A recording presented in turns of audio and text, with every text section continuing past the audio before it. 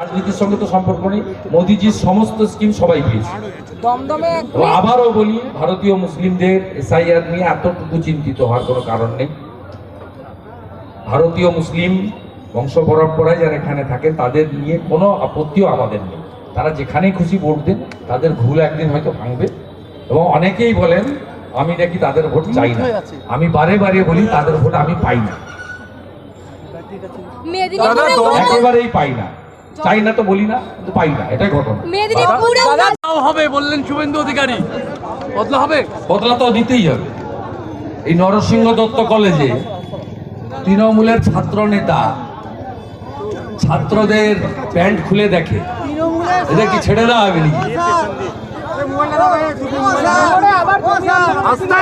এদের জন্য শুকনা লঙ্কার ধোঁয়া আছে, নাকে ঢুকবে, চোখ দিয়ে জল বেরোবে।